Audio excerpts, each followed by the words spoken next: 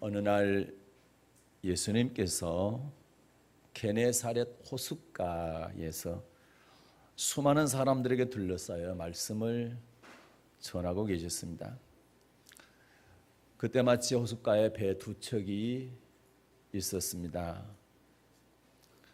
그 배에 어부들어 나와서 그물을 씻고 있었습니다. 그러나 그들의 그물에 물고기가 한 마리도 잡히지 않은 빈 그물이었습니다. 예수님께서 한 배에 오르시고 배를 육지에 조금 띄워달라고 부탁을 하시고 나서 배에 앉으셨습니다. 예수님이 배 위에서 설교를 마치시고 배 주인인 시몬 베드로에게 이렇게 말씀하십니다. 깊은 데로 가서 그물을 내려 고기를 잡으라.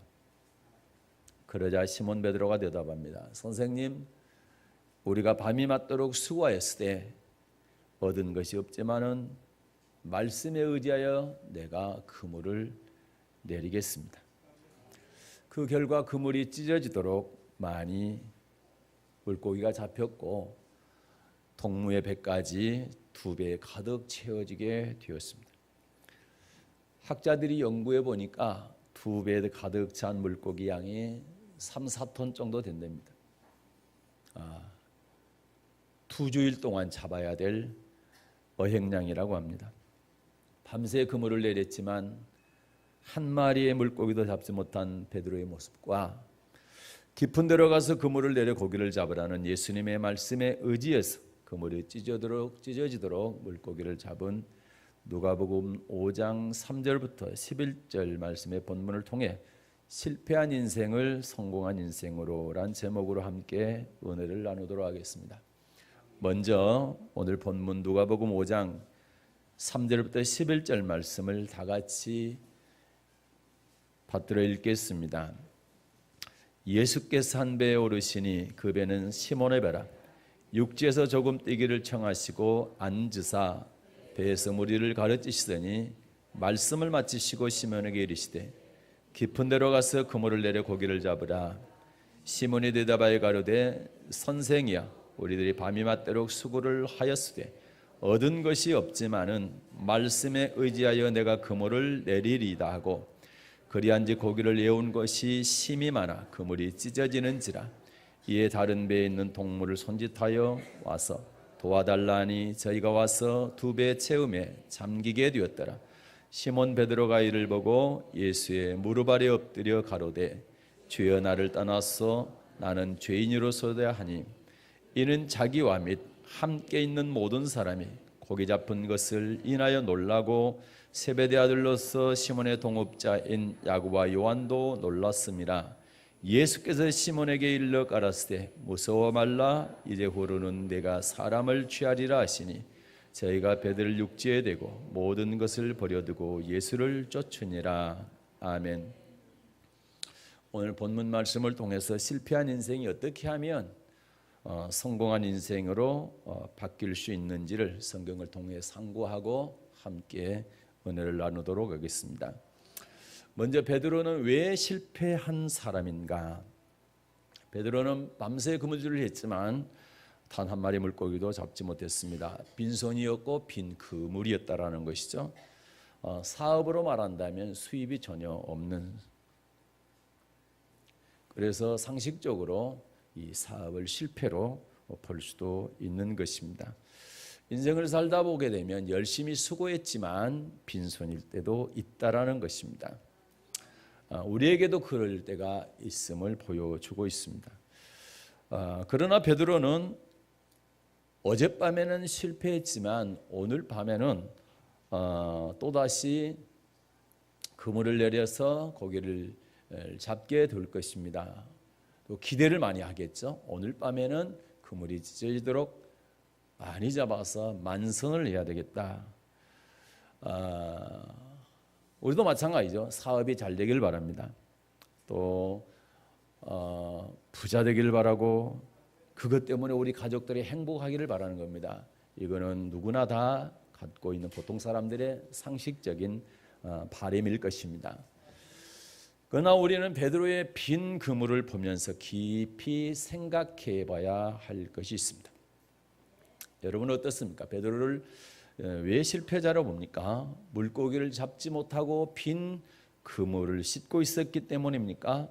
그렇다고 한다면 사업에 실패하거나 돈을 벌지 못한 사람들은 실패자일까요? 그리고 재벌들이나 높은 지위를 갖고 있는 사람들은 인생의 성공자일까요? 자, 빈 그물과 또 가득한 그물이 인생의 성공과 실패의 기준이 될 수 있겠느냐 이 말입니다. 다시 말해서 사업을 잘해서 돈을 많이 버는 사람은 성공한 사람이고 돈을 벌지 못한 사람은 실패한 사람인가? 그렇게 생각할 수는 있습니다. 그러나 그 말이 맞는 말은 아닙니다. 주님을 만날 당시에 베드로는 주님의 눈으로 볼 때 인생의 실패자였던 것은 틀림없습니다. 만약에 주님을 만나기 전날 밤 물고기를 많이 잡았다 할지라도 주님의 눈으로는 베드로는 인생의 실패자인 것입니다. 왜 주님의 눈으로 볼 때 베드로는 인생의 실패자인가? 베드로가 바라던 대로 만선을 했다 할지라도 그 이후에 꿈이 없기 때문에, 그 이후에 소망이 없기 때문에 그의 인생은 실패한 것입니다. 누가복음 16장의 부자와 나사로의 비유를 통해서 이 말씀을 잘 알 수가 있습니다. 이 부자는 직업이 나와 있지는 않습니다. 그러나 만약에 누가복음 16장에 나와 있는 이 부자가 직업이 어부였다고 한다면 그가 날마다 빈 그물이어 가지고는 부자가 될 수가 없었겠죠. 많은 물고기를 그물을 내릴 때마다 잡았기 때문에 부자가 되었겠죠. 사업을 하는 사람이었다고 한다면 사업이 잘 되었기 때문에 부자가 되었을 것입니다. 그래서 좋은 옷을 입고 좋은 음식을 먹고 또 날마다 잔치를 했습니다. 당시에 수많은 사람들이 이 부자를 성공한 사람이라고 부러워했을 것입니다. 그러나 여러분 성경에 보게 되면 이 부자도 죽음을 피할 수는 없었습니다. 죽은 후에 이 부자는 음부에 들어가서 불꽃 가운데서 고통을 당합니다. 얼마나 큰 고통이냐? 손가락 끝에 물 한 방울 적시어서 자기 혀끝을 적시는 것이 이 사람의 소원일 정도로 그곳에는 물 한 방울을 마실 수가 없는 그런 고통스러운 곳이었습니다. 이 사람의 인생을 과연 성공이라 할 수 있느냐는 것입니다. 주님의 눈으로 볼 때 이 사람은 완전히 인생의 실패자인 것입니다. 많은 사람들은 날마다 좋은 옷 또 좋은 음식 먹고 잔치하니까 성공한 사람이라고 생각할 수 있었겠지만 우리 주님은 이 사람이 음부에서 받는 고통을 생생하게 설명해 주시면서 이 사람은 완전히 인생의 실패자라는 것을 말씀하고 우리에게 샘플로 보여주신 것입니다. 사랑하는 여러분, 그래서 우리는 이 땅의 성공, 그 다음에 성공을 간절히 바라봐야 됩니다. 이 땅의 꿈 그리고 그 이후의 꿈을 우리는 꾸어야 되는 것입니다. 꿈을 가진 젊은이들에게 또 성도들에게 간곡히 부탁드립니다. 내가 이 땅에서 무엇이 되어야 되겠다라는 꿈을 꾸십시오. 그리고 이왕이면 크게 꿈을 꾸십시오. 그러나 거기에서 멈추지 마시고 그 꿈 이후의 꿈을 반드시 꾸시기를 바랍니다. 그 꿈은 바로 천국의 꿈인 것입니다. 이 부자는 이 땅의 꿈은 이루어졌지만 그 다음의 꿈은 이루지 못했습니다. 그러나 거지 나사로는 이 땅의 꿈을 이루었지만 그 다음의 꿈을 위해서 이 땅의 꿈을 포기했습니다. 어떤 사람을 그럴 것인가? 이 가난한 거지는 이 땅의 꿈을 이루지 못하지 않았느냐? 이렇게 말할 수 있습니다. 그러나 성경은 그렇지 않습니다. 이 땅의 꿈도 이루어졌지만 그는 다음 꿈을 위해서 이 땅의 꿈을 포기했던 사람입니다. 누가복음 16장 25절 말씀을 보겠습니다. 누가복음 16장 25절입니다. 함께 받들어 읽겠습니다. 아브라함이 가로되 이에 너는 살았을 때 내 좋은 것을 받았고 나사로는 고난을 받았으니 이것을 기억하라. 이제 저는 여기서 위로를 받고 너는 고민을 받느니라. 아멘. 아브라함이 음부에서 고통받는 부자에게 말하기를 얘 너는 살았을 때에 좋은 것을 받았고 나사로는 고난을 받았으니 이것을 기억하라. 이것을 기억하라. 이것을 기억하라. 이제 너는 여기서 위로받고 저는 여기서 위로받고 너는 고민은 고통을 말합니다. 고통을 받느니라. 주님은 이것을 기억하라고 말씀하셨습니다. 여러분과 저는 이것을 기억해야 됩니다. 거짓 나사로는 이 땅에서 받은 복을 하늘의 싸움으로 말미암아 이 땅에서는 고난을 받았지만 낙원에서 위로받고 부자는 받은 복을 이 땅의 싸움으로 말미암아 음부에서 고통을 받는다는 사실을 꼭 기억할 수 있기를 바랍니다. 주님은 이것을 기억하라고 말씀하고 있는 것입니다. 이 예화에서 볼 때 누가 인생의 성공자이고 누가 인생의 실패자입니까? 여러분 어떻습니까? 이 땅의 꿈만 이루었던 부자는 돌이킬 수 없는 인생의 처절한 실패자가 되었습니다. 이 땅의 너머의 꿈을 위해서 이 땅의 꿈을 잠시 접었던, 보류했던, 버렸던, 포기했던 나사로는 인생의 성공자가 된 것입니다. 성경 창세기에 보게 되면 꿈꾸는 사람 요셉 이야기가 나옵니다. 요셉은 야곱의 11번째 아들이었습니다. 이 요셉은 어렸을 때 자기 형제들이 자기에게 절하는 꿈을 꾸었습니다. 결국 그는 우여곡절 끝에 애굽에 팔려갔지만 하나님의 은혜로 그곳에서 애굽의 총리가 되었습니다. 그리고 마침내 형제들이 이 요셉의 앞에 무릎을 꿇고 절하는 그러한 꿈이 현실로 이루어지게 되었습니다. 요셉의 이 땅의 꿈이 틀림없이 이루어졌습니다. 요셉이 꾼 꿈대로, 요셉이 바랐던 대로 이루어졌습니다. 그러나 여러분, 만약 요셉이 애굽의 총리가 되는 것으로 이 땅의 꿈으로 끝났다고 한다면 요셉 또한 음부에서 고통받는 부자 그 이상은 절대 아니었을 것입니다. 사람들의 눈에는 성공한 최고의 나라의 총리, 그렇지만 하나님의 눈으로 볼 때는 실패한 인생이 되고 말았을 것이라는 것입니다. 그러나 요셉의 인공이 성공한 것은 그가 애굽의 총리의 꿈, 그 너머에 가난의 꿈을 꾸고 있었다는 사실입니다. 요셉이 30세에 애굽의 총리가 돼서 110세에 죽을 때까지 80년 동안 애굽의 총리로 재임을 했습니다. 그 큰 나라를 치리했습니다. 그리고 110세에 죽음을 앞두고 형제들을 다 모았습니다. 그리고 유언을 하는 장면이 오늘 구약성경 창세기 50장 읽었던 말씀입니다. 창세기 50장 24절과 25절 말씀을 받들어 읽겠습니다. 창세기 50장 24절 25절 말씀입니다. 받들어 읽습니다. 요셉이 그 형제에게 이르되 나는 추구나 하나님이 너희를 권고하시고 너를 이 땅에서 인도하여 내서 아브라함과 이삭과 야곱에게 맹세하신 땅에 이르게 하시리라 하고 요셉이 또 이스라엘 자손에게 맹세시켜 이르기를 하나님이 정녕 너희를 권고하시리니 너희는 여기서 내 해거를 메고 올라가겠다 하라 하였더라. 아멘.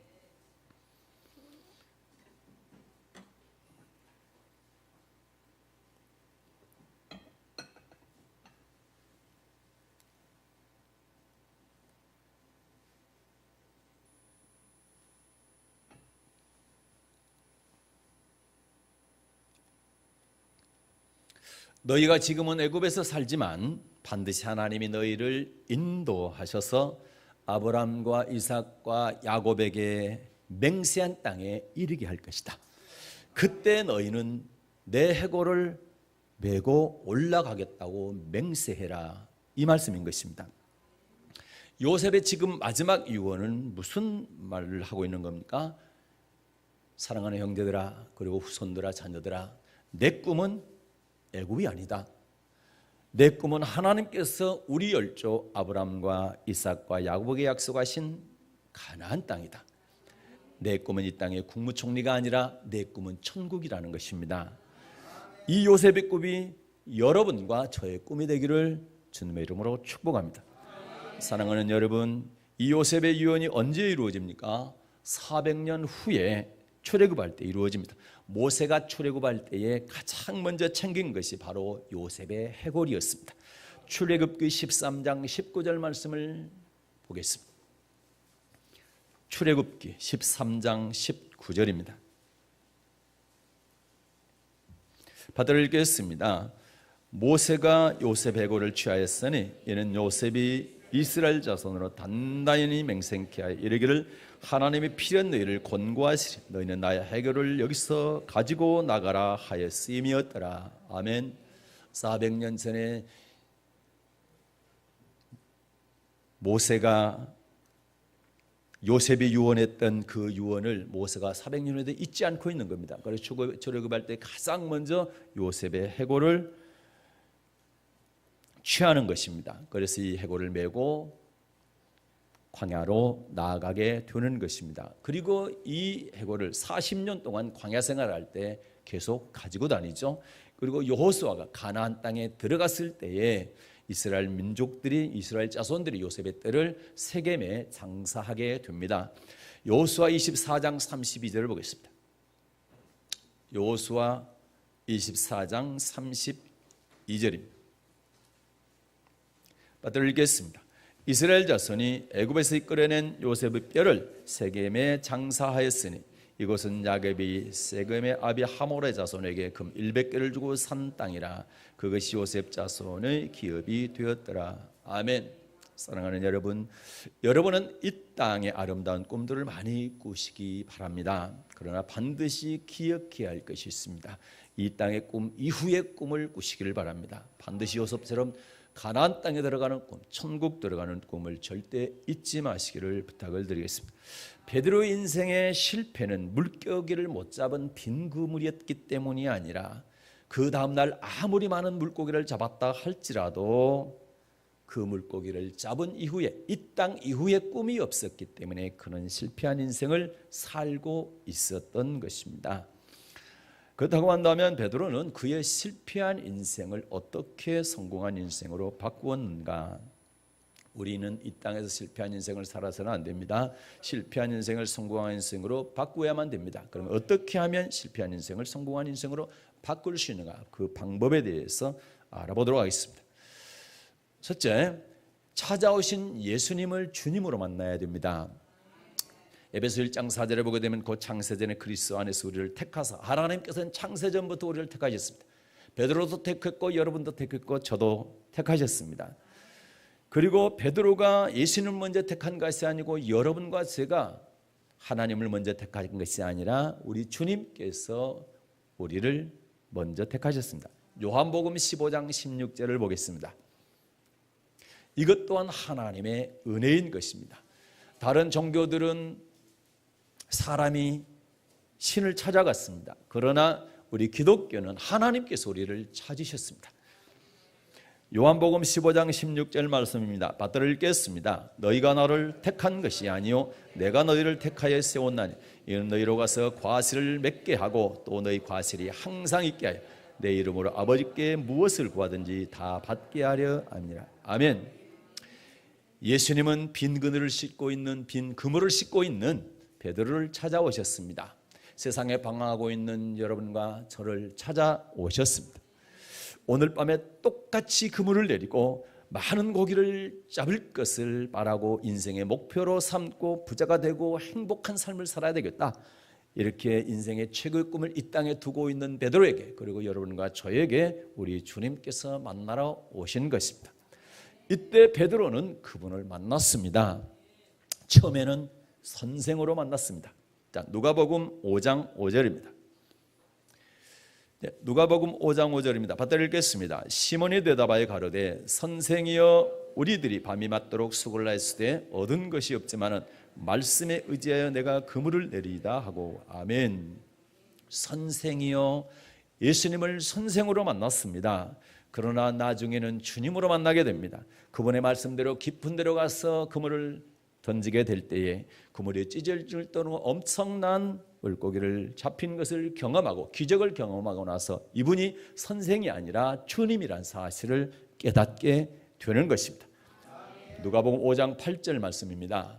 누가복음 5장 8절 받들어 읽겠습니다. 시몬 베드로가 이를 보고 예수의 무릎 아래 엎드려 가로되 주여 나를 떠나서 나는 죄인이로소이다. 5절에서는 선생이, 그런데 8절에서는 주여 나를 떠나소서 나는 죄인이로소이다 이렇게 고백합니다. 주님을 만난 베드로, 선생으로 만났지만 그가 깨달은 것은 선생이 아니라는 겁니다. 이분은 주님이라는 겁니다. 그래요, 만물의 창조자시요 구원자이신 주님이란 사실, 그래서 그분 앞에 무릎을 꿇고 자기가 죄인인 것을 고백하게 되는 것입니다. 주여 나를 떠나십시오. 나는 죄인입니다. 그래서 주님을 만났을 때 제일 먼저 고백하는 것이 바로 내가 죄인이라는 사실을 깨닫게 되는 것입니다. 여러분과 저도 마찬가지로 예수님을 만났을 때 죄가 생각났을 것입니다. 어렸을 때부터 아주 나는 기억도 못하는 죄들이 생각났을 것입니다. 그것은 바로 주님께서 생각나게 하고 그것을 주님 앞에 고백하기를 원하시는 겁니다. 자백하기를 원하시는 것입니다. 그래서 우리의 인생이 바뀌게 되는 겁니다. 어떻게 바뀝니까? 지금까지는 내가 주님을 만나기 전까지는 내가 주인이었습니다. 그러나 예수님을 만난 다음에는 그분이 우리의 주인이 되시는 것입니다. 내가 주인된 삶에서 예수님이 나의 주인 되는 삶으로 바뀌게 되는 것입니다. 그분이 주인 되고 나는 그분의 종이 되는 것입니다. 주종관계로 바뀌는 것입니다. 그 이전에는 내가 주인이었습니다. 그러나 예수님을 만난 다음에는 그분이 주인이시고 내가 종이 되는 것입니다.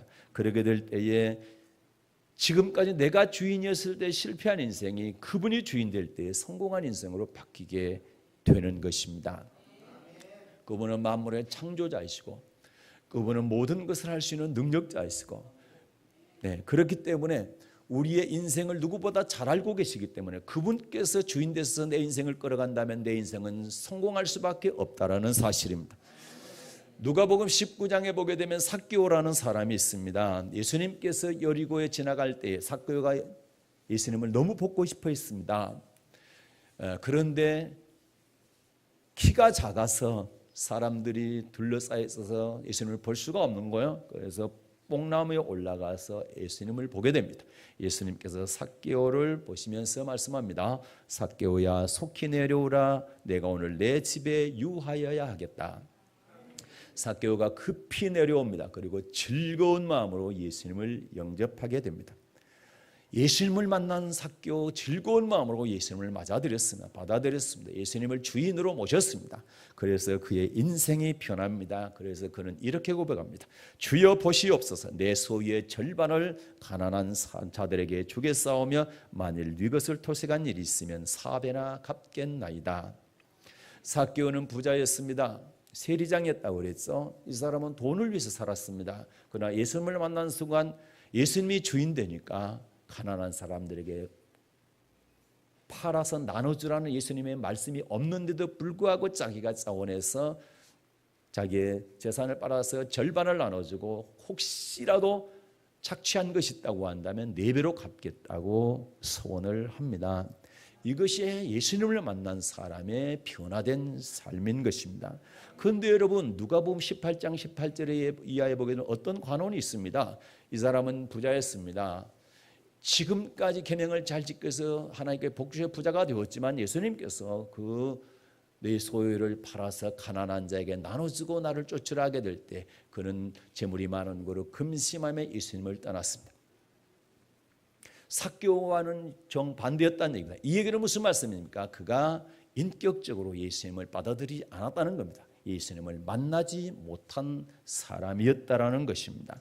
그러나 삭개오는 예수님을 만나자마자 주님의 재산은 주님께서 말씀도 안 했는데도 불구하고 재산을 팔아서 절반을 나눠주겠다. 그리고 토색한 것은 4배를 갚겠다고 이렇게 한 것입니다. 예수님을 진짜 만나게 되면 우리의 인생이 변하게 됩니다. 우리의 삶이 변하게 되어 있습니다. 그것은 바로 내가 주인이 아니라 주님이 주인이기 때문에 주님께서 원하는 삶을 살아가게 되는 것입니다. 마찬가지로 예수님을 만나게 되면 우리의 꿈이 아니라 예수님의 꿈이 우리에게 펼쳐지기 시작합니다. 예수님의 꿈은 한 사람도 멸망치 않고 다 천국 가는 꿈입니다. 예수님의 꿈이지만 그것 또한 아버지의 꿈이기도 합니다. 아멘. 사랑하는 여러분, 우리가 예수님을 만날 때 베드로처럼 삭개오처럼 처음에는 선생으로 만났다 할지라도 반드시 주님으로 만나는 그런 축복이 있게 될 줄로 믿습니다. 꼭 주님으로 만날 수 있는 여러분 되시기를 바랍니다. 그래서 실패한 인생이 성공으로 바뀌려면 첫째, 예수님을 주님으로 만나야 된다. 두 번째는 말씀을 의지해야 됩니다. 자, 누가복음 5장 4절과 5절입니다. 누가복음 5장 4절과 5절 말씀을 받들어 읽겠습니다. 말씀을 마치시고 시몬에게 이르시되 깊은 데로 가서 그물을 내려 고기를 잡으라. 시몬이 대답하여 가로되 선생이여 우리들이 밤이 맞도록 수고를 하시되 얻은 것이 없지만은 말씀에 의지하여 내가 그물을 내리리다 하고 아멘. 베드로는 말씀을 의지했습니다. 말씀을 의지했다는 얘기는 말씀에 순종했다는 말씀인 것입니다. 어떻게 하는 것이 말씀을 의지하는 것입니까? 먼저는 내 생각을 버리는 것입니다. 예수님은 목수의 아들이고 베드로는 평생 고기 잡는 어부였습니다. 물고기 잡는 것에 대해서는 예수님보다 베드로가 훨씬 더 전문가라는 사실입니다. 그럼에도 베드로는 자기의 이론과 생각을 사로잡아서 예수님께 복종시켰습니다. 고린도후서 10장 5절을 보게 되면 이런 말씀이 있죠. 자, 고린도후서 10장 5절입니다. 고린도후서 10장 5절 받들어 읽습니다. 모든 이론을 파하며 하나님 아는 것을 대적하여 높아진 것을 다 파하고 모든 생각을 사로잡아 그리스도에게 복종케 하니 아멘. 모든 생각을 사로잡아서 그리스도께 복종케 하는 것, 이것이 바로 말씀을 의지하는 것입니다. 만약 베드로가 자기 경험과 그리고 자기 알고 있는 것들, 자기 생각들을 버리지 않았다고 한다면 예수님의 말씀을 의지하지 않았을 것입니다. 예수님의 말씀을 그냥 흘려 들었을 것입니다. 그러나 베드로는 자기 경험과 자기의 생각을 버렸습니다. 그리고 예수님의 말씀에 의지해서 깊은 데로 가서 그물을 내린 결과 놀라운 기적을 체험하게 된 것입니다. 이 기적을 체험하면서 예수님이 선생이 아니고 주님이란 사실을 깨닫게 되는 것입니다.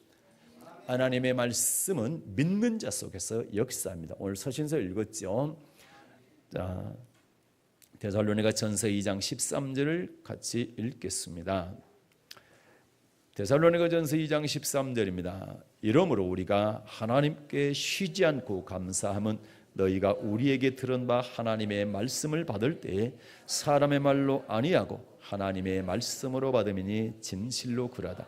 이 말씀이 또한 너희 믿는 자 속에서 역사하느니라. 아멘. 우리는 하나님의 말씀을 받을 때 사람의 말로 받으면 안 됩니다. 하나님의 말씀으로 받아야 됩니다. 하나님의 말씀으로 받고 하나님의 말씀을 믿게 될 때 그 말씀이 역사한다, 일하신다, 그대로 이루어진다, 이렇게 말씀하고 있는 것입니다. 열왕기하 5장에 보게 되면 나아만이라고 하는 사람이 나옵니다. 아람 나라의 군대 장관이었습니다. 그는 한센시병 환자였습니다. 그가 그 병을 치료받기 위해서 이스라엘에 있는 엘리사 선지자를 찾아오게 됩니다. 그런데 이 나아만이 화가 잔뜩 났습니다. 큰 나라 군대 장관이 찾아왔으면 선지자가 나와서 환영을 하고 아픈 것을 손으로 얹고 여호와 하나님의 이름으로 선포하노니 질병은 떠나갈지어다, 뭐 이렇게 해줄 줄 알았는데 그렇지 않았습니다. 선지자는 얼굴도 안 보이고 종만 나와가지고 요단강에 7번 몸을 잠그게 되면 낫게 될 것이다, 이렇게 하니까 자존심 상하고 그리고 실망하고 분노했던 것입니다. 그 이유가 있습니다. 열왕기하 5장 11절을 보겠습니다. 열왕기하 5장 11절 말씀입니다.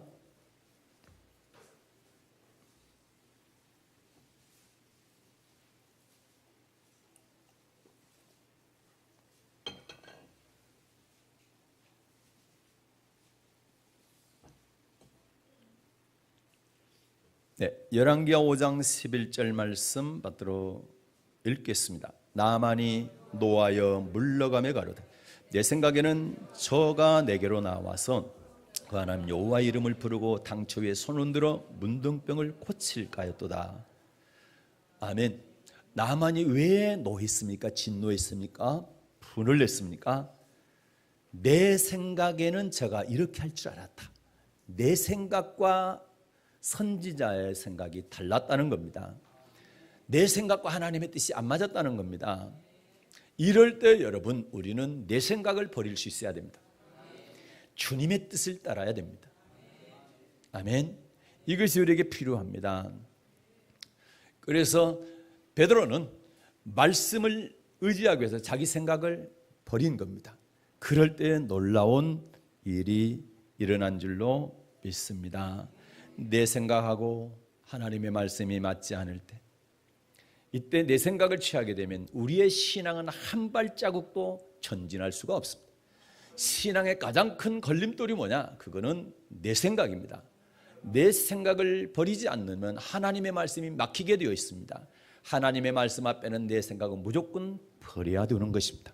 내 생각과 사상과 내 습관과 이런 것들을 다 버려야 될 줄로 믿습니다. 베드로가 이것을 버렸을 때 하나님께서 놀라운 기적을 베풀어 주신 줄로 믿습니다. 그러니까 말씀을 의지하는 사람은 첫째, 내 생각을 버려야 되는 거죠. 두 번째는 무조건 말씀에 복종해야 됩니다. 하나님의 말씀은 토를 달아서는 안 되는 것입니다. 앞뒤를 따져도 안 되고 손해나 이익을 따져서는 안 되는 것입니다. 만약에 앞뒤를 돌아보거나 이익과 손해를 만약에 따진다고 한다면 그거는 복종이 아니고 이해타산인 것입니다. 무조건 말씀대로 하는 것이 복종입니다. 그렇기 때문에 하는 것이 아니라 그럼에도 불구하고 하는 것입니다. 여러분, 다니엘의 세 친구가 하나님께서 뭡니까? 풀무불 속에 집어넣으려고 하게 될 때에 뭐라고 얘기합니까? 그리 아니하실지라도 왕이 세우신 금신상에 절대로 절하지 아니할 줄을 아옵소서. 하나님께서 우리를 건져주시겠지만, 풀무불 속에서 건져주시겠지만 안 건져주신다죠. 그리 아니하실지라도 절대로 금신상에 절하지 않을 줄을 아옵소서. 이것이 신앙인 겁니다. 죽음 앞에서도 하나님 말씀 따르기 위해서 생명도 걸어야 되는 것이, 이것이 신앙인 것입니다. 사랑하는 여러분, 실패한 인생을 성공한 인생으로 바꾸기 위해서는 첫째, 차주하신 예수님을 주님으로 만나야 됩니다. 그리고 두 번째는 그분의 말씀을 의지해야 됩니다. 그리고 세 번째, 마지막으로 주님이 맡긴 사역을 감당을 해야 됩니다. 누가복음 5장 10절을 보겠습니다. 오늘 본문 말씀 누가복음 5장 10절입니다. 받들어 읽겠습니다. 세베대의 아들로서 시몬의 동업자인 야고보와 요한도 놀랐습니다. 예수께서 시몬에게 일러 가라사대 무서워 말라, 이제부로는 내가 사람을 취하리라 하시니. 아멘. 예수님께서 시몬에게 뭐라고 말씀합니까? 이제후로는 내가 사람을 취하리라. 지금까지 물고기를 잡는 베드로에게 이제는 사람을 취하는 어부가 되게 하시겠다는 겁니다. 그리고 너는 지금까지 물고기를 잡았지만 앞으로 사람의 영혼을 낚는 어부가 되라, 이렇게 말씀하셨죠. 그렇게 하게 될 때 베드로는 그 말씀을 따르게 되죠. 이 말씀의 뜻이 뭡니까? 예수님을 만난 사람, 그리고 하나님의 말씀을 따라가는 사람에게 하나님께서 우리에게 요구하는 것은 이 땅에 먹고 마시고 입는 것보다 더 중요한 게 있다. 그건 바로 영혼이라는 겁니다. 영혼이라는 겁니다. 그래서 하나님은 사람의 영혼을 살리는 일에 관심을 두고 계신다. 사람의 영혼을 살리는 일에 초점을 맞추고 계신다는 사실을 우리는 기억해야 될 것입니다. 사람들의 관심은 육체에 있을지 모르겠습니다. 먹고 마시고 입는 데 있을지 모르겠습니다. 사업이 잘 되는 것에 있을지 모르겠습니다. 물론 그렇게 관심을 갖지 말라는 건 아닙니다. 그러나 더 중요한 관심을 가져야 될 것이다. 그것은 바로 사람의 영혼이 있다라는 것입니다.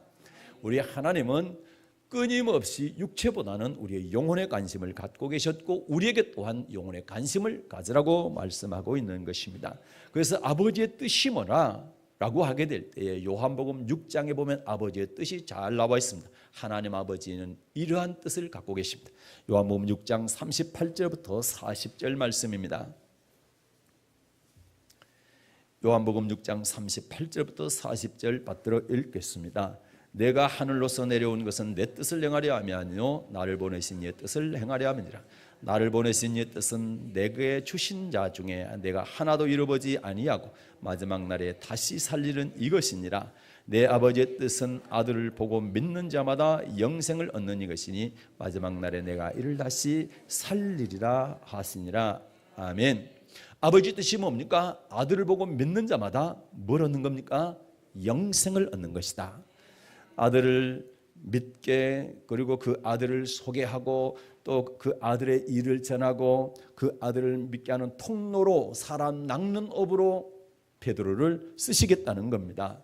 여러분과 저도 마찬가지입니다. 여러분과 저에게도 주님께서 그래 사람 낚는, 영혼을 살리는데 우리를 쓰시기를 원하신다는 사실이죠. 그래서 한 영혼이 내가 통로가 되어서 구원을 받는다고 한다면 우리에게 얼마나 큰 영광이겠습니까? 그래서 바울도 데살로니가 교인들에게 얘기할 때 우리의 소망이나 기쁨이나 자랑의 면류관이 무엇이냐? 주님이 강림하실 때 주님 앞에서 너희가 아니겠느냐? 이렇게 얘기한 거죠. 자, 데살로니가 전서 2장 19절과 20절을 보겠습니다. 데살로니가 전서 2장 19절 20절 받들어 읽겠습니다. 우리의 소망이나 기쁨이나 사랑의 면류관이 무엇이냐? 그의 강림하실 때 우리 주 예수 앞에 너희가 아니냐? 너희는 우리의 영광이요 기쁨이라. 아멘. 내가 예수를 전해서 나를 통해서 사람들이 구원을 받았다고 한다면 주님 앞에 섰을 때 그들이 우리의 자랑의 면류관이 된다. 우리의 영광이고 기쁨이 된다라는 것입니다. 우리가 베드로처럼 사람 낚는 어부가 되어서 한 영혼이라도 구원시키는데 쓰임받는 통로가 된다고 한다면 주님 앞에 섰을 때에 구원받은 그 사람이 우리의 기쁨과 자랑의 면류관이 될 것입니다. 베드로는 예수님께서 이제 후로는 내가 사람을 취하려고 할 때에 망설임 없이 곧바로 모든 것을 버리고 예수님을 쫓았습니다. 누가복음 5장 11절입니다. 누가복음 5장 11절 받들어 읽겠습니다. 저희가 베드로를 육지에 대고 모든 것을 버려두고 예수를 쫓으니라. 아멘. 모든 것을 버려뒀다. 이 세상에 많은 것, 갖고 있는 것, 또 추구하고 있는 것이 있을 수가 있습니다. 그러나 예수님께서 나는 앞으로 사람을 취하리라 라고 할 때 거기에 가장 큰 높은 우선순위를 두고 그걸 쫓기 위해서 모든 걸 버리게 된 것입니다. 다른 걸 생략하겠습니다. 그러면 예수님을 모든 것을 버리고 쫓게 될 때 이 베드로에게 어떤 것이 주어지게 될 것인가? 마태복음 19장 27절부터 29절 말씀입니다. 마태복음 19장 27절부터 29절 말씀을 받들어 읽겠습니다. 이에 베드로가 대답하여 가로되 보소서 우리가 모든 것을 버리고 주를 쫓아 싸운지 그런지 우리가 무엇을 얻으리까? 죄송합니다. 다시 읽겠습니다. 마태복음 19장 27절부터 29절 말씀을 다시 읽겠습니다. 이에 베드로가 대답하여 가로되 보소서 우리가 모든 것을 버리고 주를 쫓아 싸우니 그런즉 우리가 무엇을 얻으리까? 예수께서 가라사대 내가 진실로 너희에게 이르노니 세상이 새롭게 되어 인자가 자기 영광의 보좌에 앉을 때 나를 쫓는 너희도 12 보좌에 앉아 이스라엘 12지파를 심판하리라. 또 내 이름을 위하여 집이나 형제나 자매나 부모나 자식이나 전토를 벌인 자마다 여러 배를 받고 또 영생을 상속하리라. 아멘. 성경에는 베드로가 부자 되어서 거부가 되어서 살았다는 말씀은 기록되어 있지 않습니다. 우리가 아는 것처럼 베드로는 예수님의 수제자로서 고난과 핍박 속에 살다가 십자가를 거꾸로 지고 순교당했던 사람입니다. 그런데 베드로의 인생을 실패했다고 얘기합니까? 성공했다고 얘기합니까? 이 땅의 사람들의 눈으로 볼 때는 실패했습니다. 그러나 우리 주님의 눈으로 볼 때는 완전 성공한 사람인 것입니다. 그는 장차 예수님 강림하시게 될 때 12보좌 앉아서 12지파 심판하는 자리에 예수님의 심판을 돕는 자로 앉게 될 것입니다. 그리고 더 분명한 사실은 영생을 상속받는 자가 된다는 것입니다. 영생을 상속받는 자, 영원한 생명을 얻는 자. 하나님, 우리에게 이것이 가장 최고의 꿈, 그리고 마지막 꿈이 되어야 될 줄로 믿습니다. 요셉도 이 꿈을 꾸었지 않습니까? 신앙의 사람들은, 신앙의 믿음의 선배들은 그 꿈을 꾸었습니다. 이 땅에선 고통받고 고난을 받았지만 그들의 마지막 꿈은 저 천국이었습니다. 우리도 이 꿈을 위해서 달려갈 수 있기를 주님의 이름으로 부탁을 드리겠습니다. 사랑하는 성도 여러분, 혹시 여러분의 인생은 실패자로 살아가고 있습니까? 성공자로 살아가고 있습니까? 실패와 성공의 기준을 무엇으로 삼고 계십니까? 실패한 인생에서 성공한 인생으로 바꾸기 위해서는 베드로처럼 여러분을 찾아오신 예수님을 만나시되 주님으로 만나십시오. 주님으로 만나십시오. 그리고 그분을 만나셨다면 그분의 말씀을 의지하십시오. 내 생각을 버리고 그분의 말씀에 전적으로 복종하십시오. 그리고 그분께서 맡겨주신 사명을 감당하십시오. 어떤 사명을 맡겨주셨든 맡겨주신 그 사명에 충성할 수 있기를 바랍니다. 그분은 영혼 구원에 관심을 갖고 계십니다. 나를 통해서 한 영혼이라 구원받는다고 한다면 그들이 주님 앞에 섰을 때 우리에게 기쁨과 사랑의 면류관이 될 줄로 믿습니다. 그래야 이러한 삶을 살게 될 때에 베드로처럼 실패한 인생이 성공한 인생으로 바뀌는 그런 축복이, 불행한 인생이 행복한 인생으로 바뀌는 그런 역사가 일어날 줄로 믿습니다. 이러한 여러분 되시기를 주님의 이름으로 축복합니다. 오늘 오신 하나님 아버지 감사합니다.